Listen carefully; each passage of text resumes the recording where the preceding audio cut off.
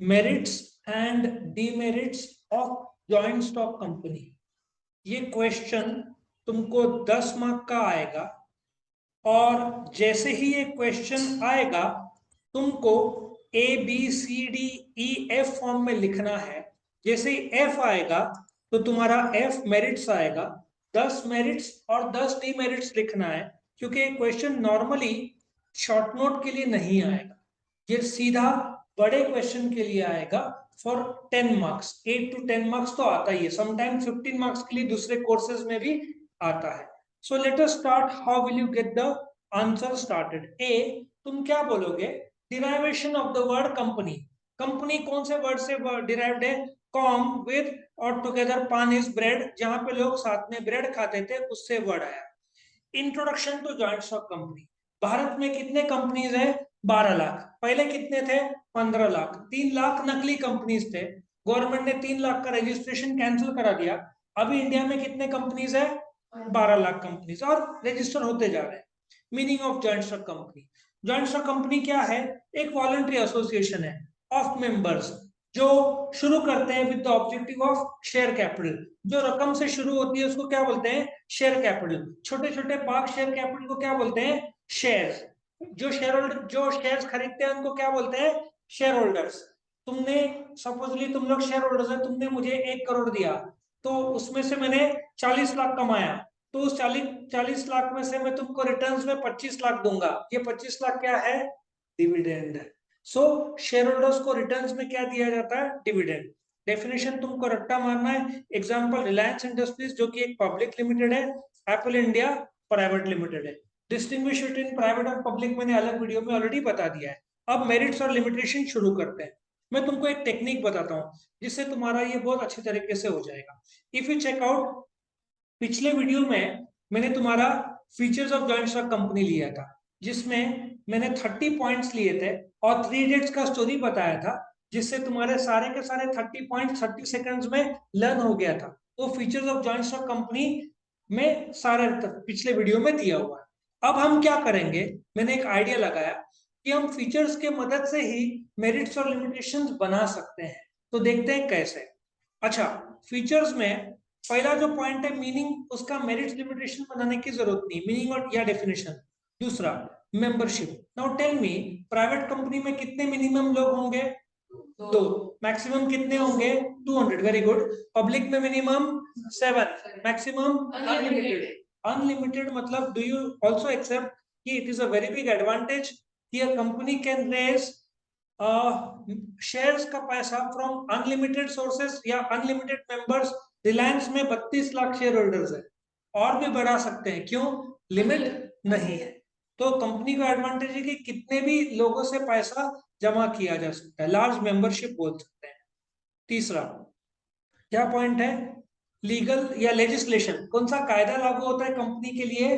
Companies act 2013। इसके पहले कौन सा था? Companies act of 1956। लेकिन 1956 का कायदा रिपील किया, बंद कर दिया, कैंसिल किया। अभी कौन सा कायदा लागू होता है इंडिया में? Indian companies act of 2013। ये तो बेटा फीचर्स है, इसका मेरिट लिमिटेशन की जरूरत नहीं है। हाँ, फोर्थ पॉइंट जो बनेगा वो है कैपिटल। इसका हम फीचर्स का मेरिट से लिमिटेशंस बना सकते हैं। कैसे बनाएंगे? Capital, large capital. एक कंपनी बहुत ज्यादा शेयर कैपिटल का पैसा रेज कर सकती है। एग्जांपल, पेटीएम ने कितना रेज किया था अभी? 20,000 करोड़। अमेरिका में फेसबुक ने शेयर्स का कितना पैसा रेज किया था, जमा किया था? 1 लाख करोड़। अलीबाबा जो अमेजन की तरह इतना बड़ा है अलीबाबा कि अमेजन चाइना में टिक नहीं पाया, और अमेजन तुमको पता है कितना बड़ा है। तो जैकमा, उसका मेन फाउंडर, अलीबाबा ने चाइना में अमेरिका में एंटर किया, 1.5 लाख करोड़ का शेयर्स बाजार में लाया था। सो बोलने का तात्पर्य है कि a company can raise huge amount of money by the issue of shares. और उसमें भी एक पॉइंट है ट्रांसफरेबिलिटी ऑफ शेयर्स। तुमको शेयर होल्डर नहीं रहना है तो तुम शेयर्स बेच सकते हो। कहां पे बेचोगे? शेयर बाजार में, थ्रू अ ब्रोकर। आया समझ में? तो इंडिया में 2 बड़े स्टॉक एक्सचेंज कौन से है? नेशनल स्टॉक एक्सचेंज और बॉम्बे स्टॉक एक्सचेंज। वहां पे तुम अपने शेयर्स बेच सकते हो किसी और। नेक्स्ट, फिफ्थ पॉइंट क्या है? Legal status. नाउ ये एडवांटेज है क्या लिमिटेशन है? एडवांटेज है। कैसे? कंपनी को सेपरेट लीगल स्टेटस का एडवांटेज मिलता है। यदि रिलायंस पर केस करते हैं तो जो कंपनी के मालिक है वो कौन होते हैं? Share holders. और जो चलाते हैं डायरेक्टर मुकेश अंबानी, उन पर केस नहीं होगा। सो रिलायंस इंडस्ट्रीज लिमिटेड पर किसी ने केस कर दिया तो मुकेश अंबानी पर केस नहीं होगा, क्योंकि कायदा कंपनी जो है रिलायंस को, और जो मालिक है 32 लाख शेयर होल्डर जिसमें से आधा मालिक मुकेश अंबानी है, उन दोनों को अलग मानता है। सेपरेट लीगल स्टेटस अलग मानता है, तो दोनों सेंस अलग है। तो केस सिर्फ कंपनी पर होगा, शेयर होल्डर्स जो मालिक है उन पर नहीं होता, या डायरेक्टर्स जो चलाते हैं उन पर नहीं होता। हाँ, डायरेक्टर्स जवाब देंगे जिसने भी केस किया। यदि इनकम टैक्स डिपार्टमेंट ने कुछ इंक्वायरी किया तो डायरेक्टर्स जवाब देंगे इनकम टैक्स डिपार्टमेंट को on behalf of the company, but director safe है। आया समझ में? अनलेस डायरेक्टर्स ने कुछ फ्रॉड किया तो उन पर केस होता है। नॉर्मल तरीके से कंपनी पर केस हुआ तो शेयर होल्डर या डायरेक्टर पर केस नहीं होता। सो एडवांटेज है, बहुत बड़ा एडवांटेज है। जबकि सोल ट्रेडर में पटेल किराना शॉप पर केस हुआ तो ऑटोमेटिक किस पर केस होता है? मिस्टर पटेल पे। समझ में आया? Next, formation. ये वही डीमेरिट है। क्यों?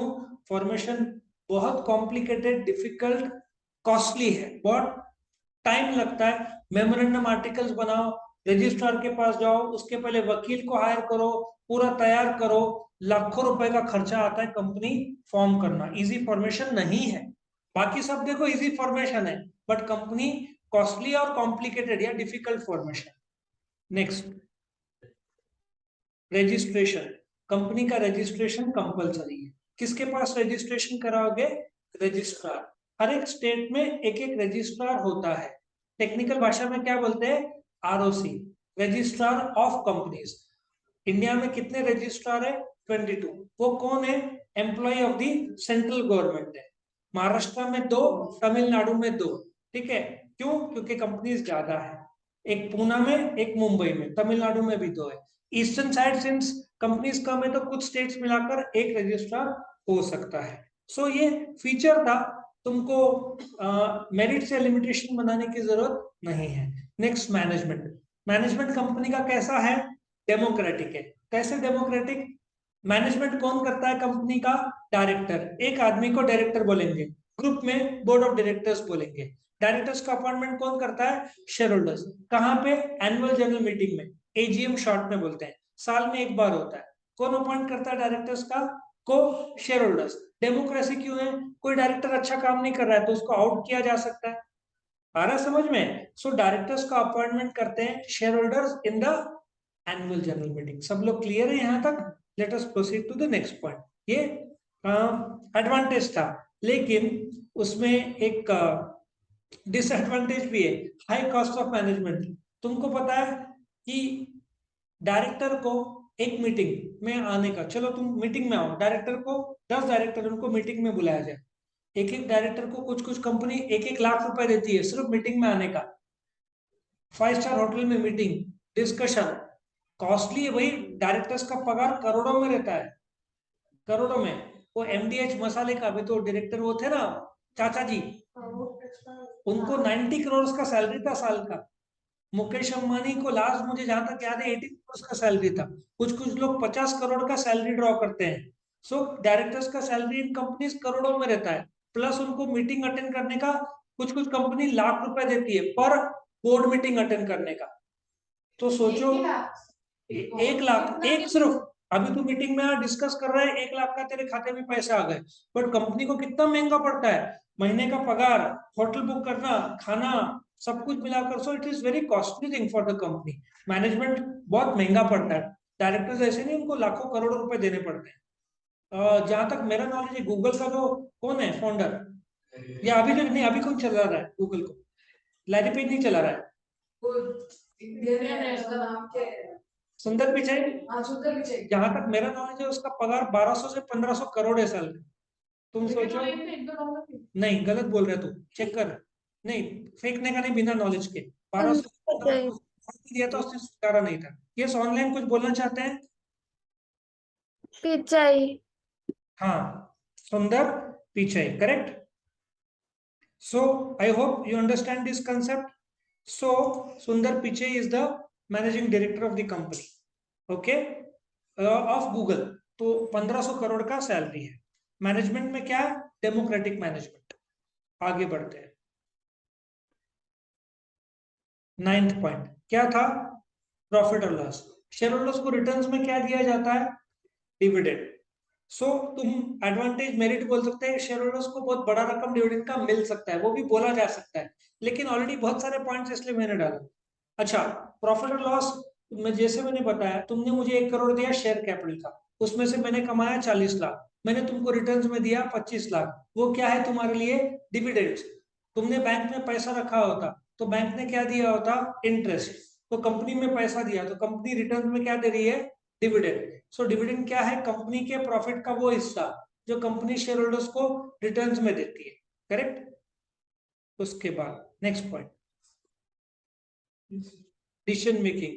कंपनी में 10 से 12 डायरेक्टर, बोर्ड मीटिंग साल में 4 बार, 3 महीने में 1 बार, ये कम से कम रखना पड़ता है। उसमें भी रिलायंस में 12 डायरेक्टर्स है। Do you agree? सब लोग एक साथ मानेंगे?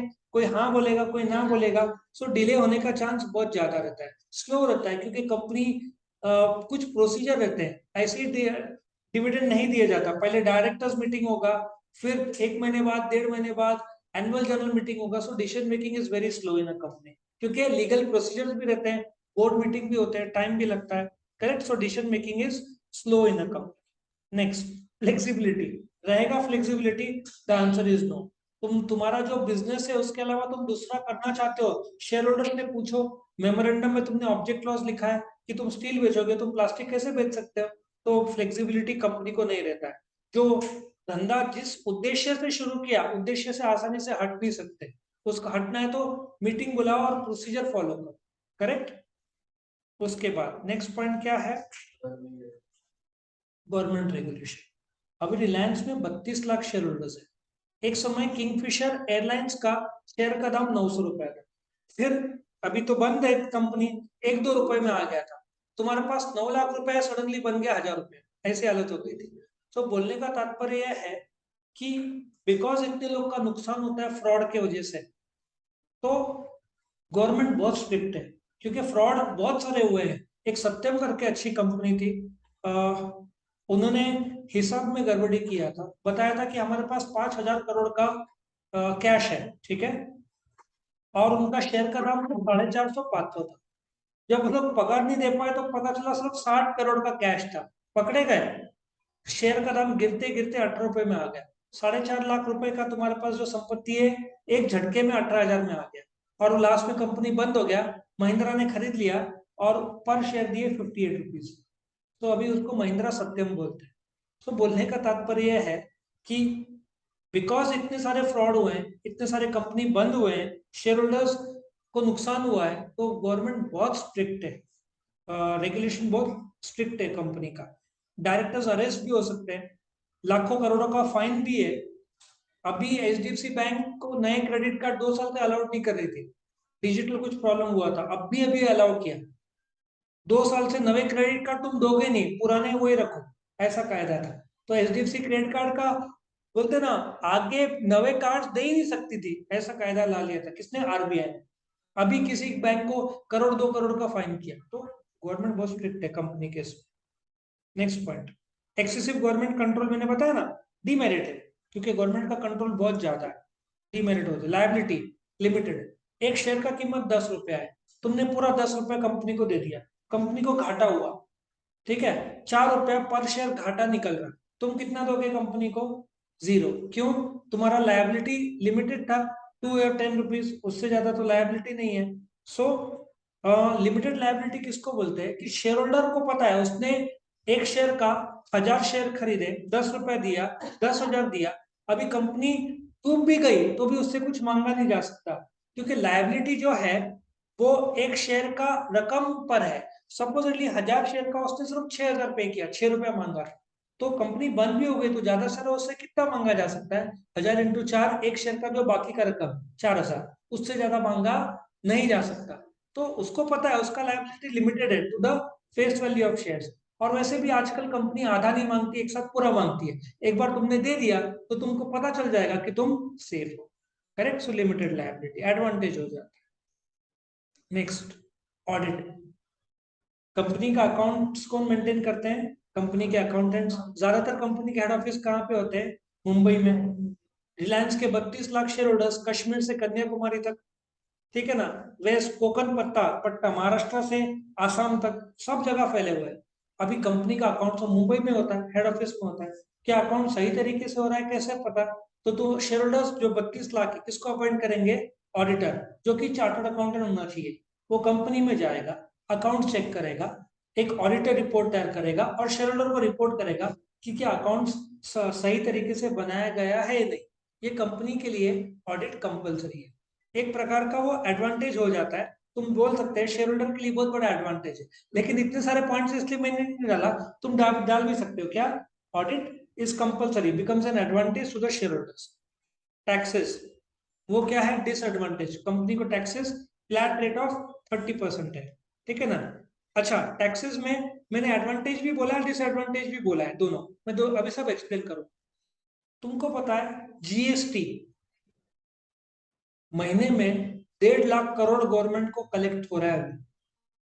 और इनकम टैक्स के सारे टारगेट्स गवर्नमेंट के मीट हो गए। पिछले साल गवर्नमेंट ने, जहां तक मेरा नॉलेज है, 22 से 24 लाख करोड़ का टैक्स कलेक्ट किया था पूरे साल का। ये साल ये आंकड़ा 28 से 30 लाख करोड़ जाएगा। तुम बैंक अकाउंट ओपन करेंगे, पैन कार्ड मांगेगा, एक इंफॉर्मेशन रिपोर्ट तैयार होता है। तुम सीए के पास गए, सीए ने बोला तुम्हारे पास क्या क्या संपत्ति है इंफॉर्मेशन दो, वो सब देगा। वो चेक करेगा सीए, इंफॉर्मेशन रिपोर्ट, बोलेगा तूने बैंक ऑफ बड़ौदा का डिपॉजिट तो बताया नहीं, बोलेगा अरे मैं भूल गया। इन गवर्नमेंट को सब पता रहता है तुमने कहाँ कहाँ पैसा लगाया, तो इसलिए भी गवर्नमेंट को लोग चोरी नहीं कर पा रहे ना, ब्लैक का व्हाइट आसानी से नहीं हो पा रहा है। तो गवर्नमेंट को जबरदस्त टैक्स के पैसे आ रहे हैं, बहुत अच्छा टैक्स मिल रहा है गवर्नमेंट। कुछ लोग चोरी चकारी करते हैं लेकिन ये कम होते जा रहा है, क्योंकि टेक्नोलॉजी और आर्टिफिशियल इंटेलिजेंस सब गवर्नमेंट यूज कर रहा है अभी। तो लोग ज्यादा छुपा नहीं पा रहे हैं। जहां जहां पैन कार्ड है, जहां जहां आधार कार्ड है, सब लिंक होकर गवर्नमेंट को पता लग जाता है तुम्हारे। तुम फॉरेन में गए, आजकल इनकम टैक्स ऑफिसर फेसबुक पे देखते हैं, डालो सेल्फी तुरंत नोटिस आएगा। लेकिन पहले वो लोग चेक करेंगे। तुम दुबई घूमने गए, टैक्स भरा है, तो गवर्नमेंट कुछ नहीं बोलेगा, हरेस नहीं करता। लेकिन तुम जाके दुबई में 2-5 लाख खर्चा कर रहे हो और इनकम टैक्स ही नहीं भर रहे, गवर्नमेंट थोड़ी छोड़ेगा। और वो पैसे से इकोनॉमिक डेवलपमेंट, अभी बुलेट ट्रेन आ रहा है इंडिया में, देखो रोड्स कैसे बन रहे हैं, रेलवेज, डैम्स, ब्रिजेस सब बन रहा है, देश में प्रगति हो रहा है सब। कौन सा? उस आगे ही नहीं है, उधर कामकाज परमिशन दे दिया है गवर्नमेंट ने बुलेट ट्रेन के लिए काम आगे बढ़ाने का। बुलेट ट्रेन को और 2 साल है कम से कम। बुलेट ट्रेन का अहमदाबाद जो मुंबई का बुलेट ट्रेन है उसमें कामकाज शुरू किया है।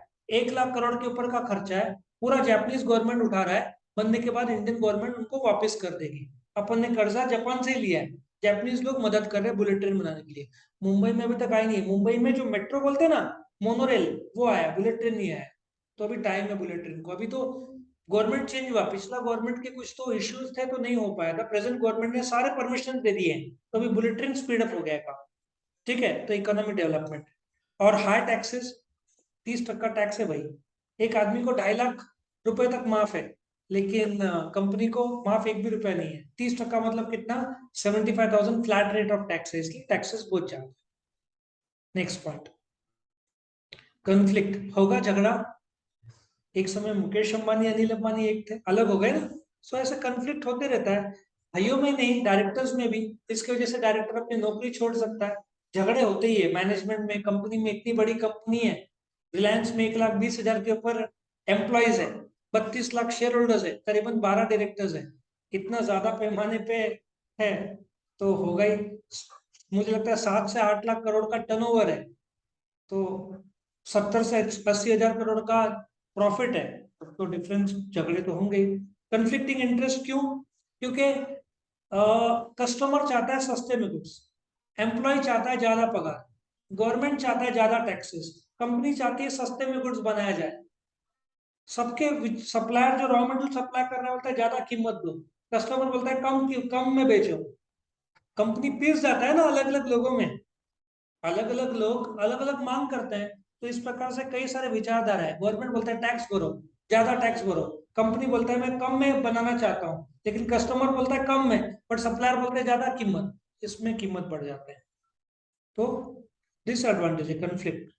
नेक्स्ट क्या है? सीक्रेसी नहीं रहता। क्यों नहीं रहता है?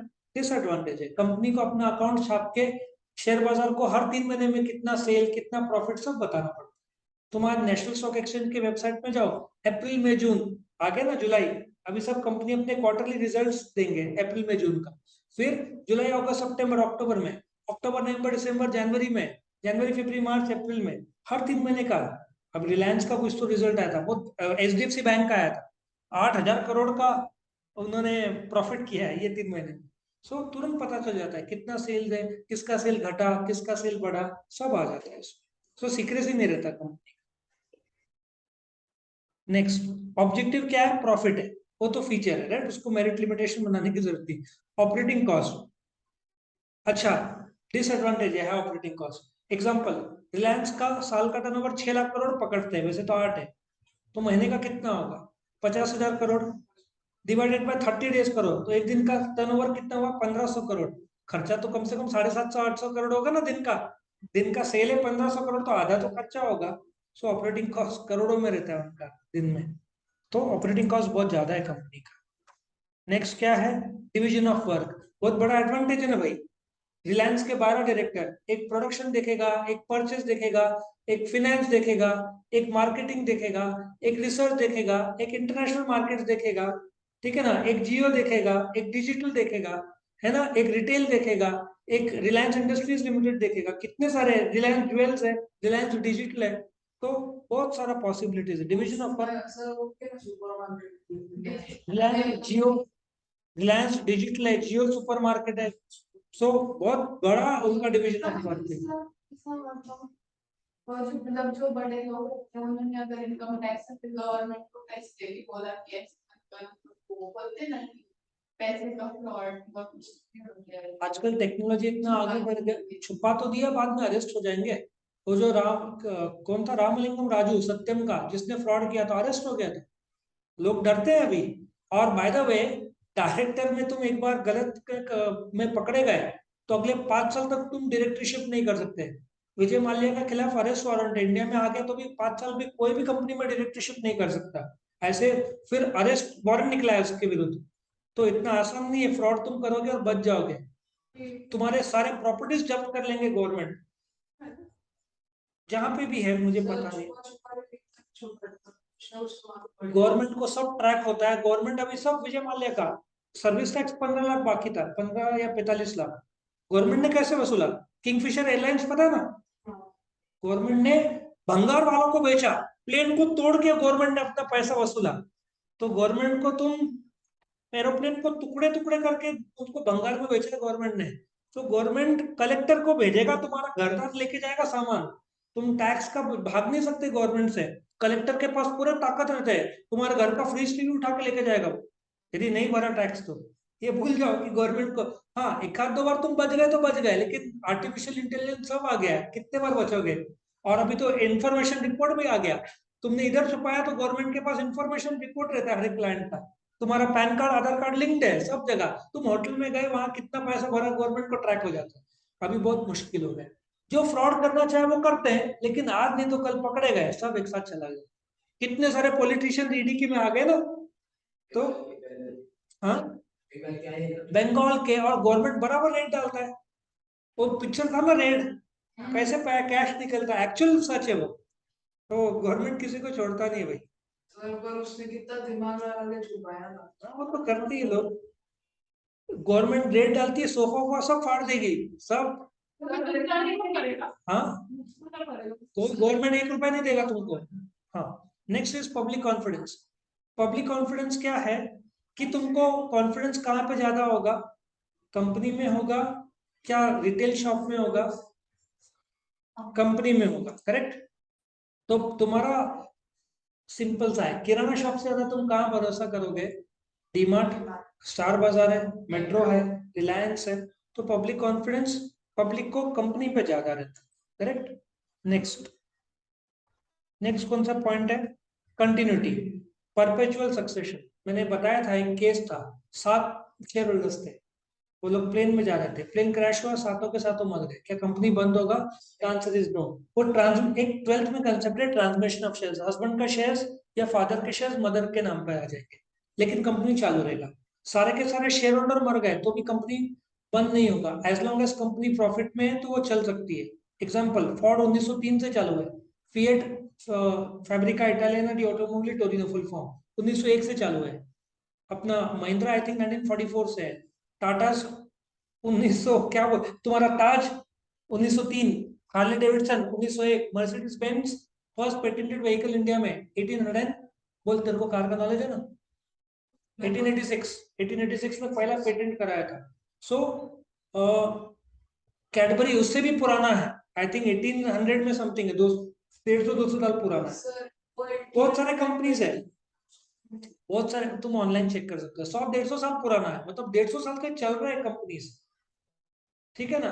अभी वैन यूजन के पायजामे जो आते हैं ना, उसमें 1800 समथिंग लिखा रहता है, देखा होगा वैन यूजन के पायजामे, मतलब वो 150 साल से कंपनी चल रही है। तो मतलब एज लॉन्ग एज प्रॉफिट है, कंटिन्यू कंपनी चालू रहेगी और कंटिन्यू स्टेबिलिटी, ये भी बहुत बड़ा एडवांटेज है। कंपनी में डायरेक्टर कम ज्यादा हो गए, शेयर होल्डर्स कम ज्यादा हो गए, कंपनी को क्या होगा? कुछ भी नहीं, बहुत ज्यादा स्टेबल है। करेक्ट। उसके बाद डायरेक्ट मोटिवेशन नहीं रहेगा, डायरेक्टर ने कितना भी काम किया उसको क्या मिलना है? पगार, बराबर ना? प्रॉफिट तो कंपनी को होगा, डायरेक्टर को क्या मिलेगा? पगार। तो इसलिए डायरेक्ट मोटिवेशन नहीं रहता है, वो डिसएडवांटेज है। Correct. No direct motivation, sole trader अकेला किराना वाला है, दिन भर मेहनत करेगा, पूरा पैसा उसका, डायरेक्टर ने दिन भर मेहनत किया, पैसा कंपनी का, और फिर उससे जाएगा शेयर होल्डर्स को डिविडेंड के तौर पर, तो डायरेक्ट मोटिवेशन नहीं रहे।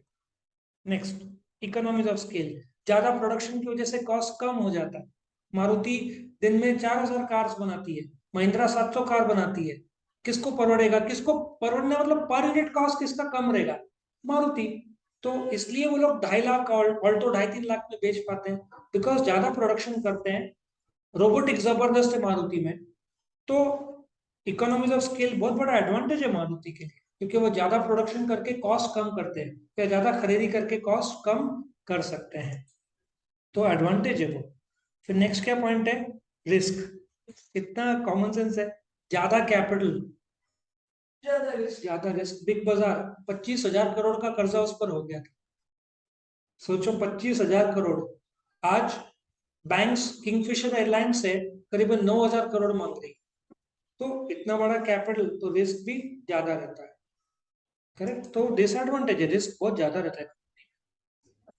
Personal contact with customers, disadvantage का 40 करोड़ है जियो के कस्टमर, मुकेश अंबानी थोड़ी फोन करेंगे कैसा चल रहा है, और तुम बोलोगे झकास, नहीं है भाई, नहीं फोन आएगा। So personal contact with customers, 1.25 lakh employees है, कहाँ से करेंगे personal contact? Next, contribution to society, तुम डाल भी सकते हो, एम्प्लॉयमेंट, टैक्सेस, सब पॉइंट डाल सकते हो, एडवांटेज बना सकते हो। वोटिंग राइट्स, 1 शेयर 1 वोट, वो भी 1 शेयर 1 वोट भी एडवांटेज है, वो भी डाल सकते हो। Example Reliance industries limited. और मैंने एक्स्ट्रा पॉइंट, ये 13 पॉइंट है, मैं इसको करेक्ट कर दूंगा। Scope for growth and expansion, अभी रिलायंस डिजिटल देखो, नासिक में एक था, अभी इधर खुला दूसरा, नासिक रोड में खुला तीसरा, कॉलेज रोड में एक है चौथा, कहीं और पवन नगर साइड तुमको मिल जाएगा पांचवा, मतलब एटलीस्ट 7-8 रिलायंस तुमको मिल जाएंगे। तो हाँ, हाँ, तो ये 14th पॉइंट है, ये तुम डाल सकते हो, सब नंबरिंग चेंज कर देना। तो देखो कितने सारे पॉइंट्स अपन ने बनाए। ओके। सो तुम लोग फीचर्स की मदद से, और तुम पिछला वीडियो देखोगे तो 30 पॉइंट्स मैंने स्टोरीज के साथ एक्सप्लेन किए थे, तुम्हारे 30 पॉइंट एक साथ लेने हैं।